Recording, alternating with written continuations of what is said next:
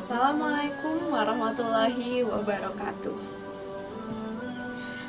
Alhamdulillahirrabbilalamin. Wassalatu wassalamu ala asrofil anbiya'i wal mursalin wa ala alihi wa sahbihi ajma'in, amma ba'du. Teman-temanku sekalian, pertama-tama marilah kita panjatkan puji dan syukur kehadirat Allah Subhanahu wa Ta'ala yang telah memberikan nikmatnya kepada kita. Yang kedua, marilah kita panjatkan salawat serta salam kepada junjungan kita Nabi besar Muhammad Sallallahu Alaihi Wasallam, yang semoga di yaumul akhir kelak akan memberikan syafaatnya kepada kita semua. Untuk itu, perkenalkan saya untuk membacakan kultum yang bertema akhirat di hati, dunia di genggaman. Kita awali dengan membaca Bismillahirrahmanirrahim. Nah, teman-temanku sekalian, ada suatu ulama yang berkata bahwa akhirat dan dunia itu bagaikan barat dan timur. Apa maksudnya? Apabila kita berjalan ke arah barat, maka kita akan menjauh dari timur. Tapi apabila kita jalan ke timur, maka kita akan menjauh dari barat. Nah, teman-temanku sekalian, apabila hati kita ini condong ke dunia, maka kita akan melupakan hal-hal yang sifatnya ukrawi. Tapi apabila hati kita ini condong ke akhirat, maka kita di sana akan mulai merasakan indahnya tahajud, indahnya beramal, indahnya berzikir, indahnya melakukan sesuatu yang niatnya karena Allah Subhanahu wa Ta'ala. Nah, antara dunia dan akhirat mana yang harus kita pilih? Surat Ad-Duha ayat keempat. Wal akhiratu khairul laka minal ula, yang artinya dan sungguh yang kemudian itu lebih baik daripada yang permulaan. Apa maksudnya? Akhirat itu lebih baik daripada dunia. Maka jawabannya sudah pasti, haruslah akhirat yang kita prioritaskan, teman-temanku semua. Karena urusan dunia dan akhirat itu tidak bisa diseimbangkan. Nah, coba kita lihat surat Maryam ayat ke-25, yang artinya itu adalah, dan goyangkanlah pangkal pohon kurma itu, niscaya pohon itu akan menggugurkan buah kurma yang masak kepadamu. Nah, teman-temanku, ini ditujukan untuk Maryam radhiyallahu anhu pada saat ia baru saja melahirkan Nabi Isa alaihi salam. Dengan kekuatan ibu yang baru melahirkan, ia diminta untuk menggugurkan pohon kurma, lalu nanti yang jatuh itu utaban jenian. Itu adalah kurma yang masih masak, kurma yang masih segar, bukan seperti mungkin kurma yang biasa kita beli itu yang sudah kering ya, tapi ini yang dimaksud Allah adalah kurma yang masih segar. Apabila ada pohon yang nantinya yang tertiup oleh angin, daun apa sih yang akan jatuh? Biasanya kan daun yang kering ya, tapi di sini adalah yang Allah maksud itu adalah buah kurma yang masak, teman-teman, dengan kekuatan Maryam yang masih sangat lemah baru melahirkan Nabi Isa, teman. Nah, kenapa sih kita harus mengikuti perintah Allah? Karena begitu Maryam mengikuti perintah Allah, buah kurma yang masih masak itu jatuh. Memang mungkin kadang kita melihat, oh kok nggak mungkin ya, atau mungkin sulit, nggak masuk di akal kita. Tapi ini adalah keajaiban dari mengikuti perintah Allah, teman-teman. Hal yang mungkin kita rasa nggak mungkin itu tapi bisa terjadi. Itu pasti dibaliknya ada kemudahan. Kita berlanjut ke kisah selanjutnya. Kisah Zainab radhiyallahu anhu, istri Rasulullah. Jadi pada awalnya memang Zainab ini udah mendambakan Rasulullah, sudah ingin untuk menjadi istri dari Rasulullah. Siapa yang nggak mau jadi istri dari Rasulullah yang sudah dijamin oleh Allah Subhanahu wa Ta'ala masuk surga, teman-teman semua. Nah, jadi dari awal tuh memang Zainab kan sudah mendambakan, lalu Rasulullah ini datang ke rumah Zainab untuk melamar. Tapi apa yang sedihnya itu adalah Rasulullah Shallallahu Alaihi Wasallam datang ke rumah Zainab bukan untuk melamar Zainab untuk dirinya, tapi untuk melamar Zainab untuk anak angkatnya, siapa? Zaid bin Harits.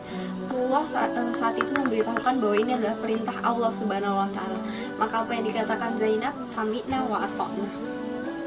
Lalu akhirnya Zainab pun menikah dengan Zaid bin Harits. Pernikahannya tidak berlangsung lama, terjadi percekcokan, lalu mereka pun bercerai. Setelah bercerai, selesai masa iddah Zainab, datang Rasulullah. Rasulullah diperintahkan oleh Allah untuk melamar Zainab. Menikahlah Rasulullah dengan Zainab. Apa maksudnya di cerita ini adalah di sini Allah memerintahkan Zainab untuk menikah dengan Harits karena Allah ini ingin mengetes Zainab bagaimanakah patuhan Zainab terhadap perintah Allah Subhanahu wa Ta'ala. Tapi ternyata Zainab mematuhi perintah Allah Subhanahu wa Ta'ala sehingga akhirnya bisa disandingkan dengan Rasulullah. Mungkin apabila Zainab tidak menerima lamaran Rasulullah untuk Zaid, sampai saat ini pun Zainab radhiyallahu anhu tidak akan menjadi istri dari Rasulullah sallallahu alaihi wasallam.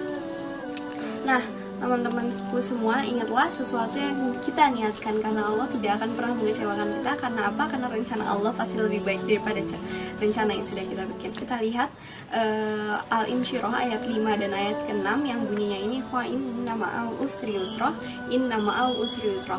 Artinya, maka sesungguhnya di balik kesulitan ada kemudahan, sesungguhnya beserta kesulitan ada kemudahan. Nah, teman-temanku semua, ini adalah hukum bahwa di balik kesulitan itu pasti akan ada kemudahan. Seperti Maryam radhiyallahu anhu yang mengikuti perintah Allah untuk menggoyangkan pohon kurma, yang nantinya dibantu oleh Allah. Kemudahannya itu adalah kurma yang jatuh itu adalah buah kurma yang masak. Dan juga seperti kisah Zainab tadi, teman-temanku semua. Nah, tapi kok kenapa ya selama ini kita masih suka ragu sama perkataan Allah? Padahal kalau misalnya, padahal itu memang sudah sunatullahnya seperti itu, memang sudah seharusnya seperti itu. Seharusnya kita percaya seperti ini, pulpen ini apabila kita lemparkan ke atas, maka ia akan tetap jatuh ke bawah. Ini kenapa? Karena memang sudah seharusnya begitu. Nah, seperti ayat tadi, kita harus yakin bahwa di balik kesulitan pasti akan ada kemudahan. Inilah yang harus kita tanamkan dalam diri kita. Karena apa? Apabila kita sebagai seorang muslim yang percaya kepada itu, apabila ujian datang kepada kita tuh akan senang. Bukan karena ujiannya, tapi karena kita yakin bahwa setelah kesulitan ini pasti akan ada kemudahan yang menyertainya. Nah, emang kadang mungkin menjalankan perintah Allah terasa sulit dan berat ya. Tapi kenapa? Karena kebaikan itu memang sangat berharga. Nah, teman-temanku, ada satu ayat di Al-Quran yang saya suka, yaitu surat Al-Insyirah ayat ke-7. Bunyinya, faiza faragta fansab, artinya adalah maka apabila engkau selesai dari suatu urusan, tetaplah bekerja keras untuk urusan yang lain. Nah, jadi kalau misalnya mungkin pagi, siang, sore, malam kita bekerja, kita merasa lelah, tapi jangan lupa semuanya diniatkan karena Allah. Nanti malamnya tuh kita akan merasa senang. Kenapa? Karena kita senang bahwa hari ini kita sudah melakukan hal-hal yang bermanfaat dan menjauhkan hal-hal yang tidak berguna. Kan semoga kelak nantinya bisa bermanfaat bagi orang banyak dan juga bagi kita di akhirat kelak. Nah, tapi jangan lupa tetap niatkan semuanya karena Allah itu mencari hambanya yang bersungguh-sungguh dalam kebaikan. Seperti kisah Maryam tadi, mungkin Allah bisa saja memerintahkan pohon kurma itu untuk langsung menggugurkan kurmanya. Tapi di sini Allah meminta Maryam untuk menggoyangkannya dulu. Sebagai apa? Sebagai bentuk dari ikhtiar. Ingat, apabila ada hambanya berikhtiar, maka Allah pun akan menolong. Nah, gak akan ada ruginya kok mengikuti perintah Allah.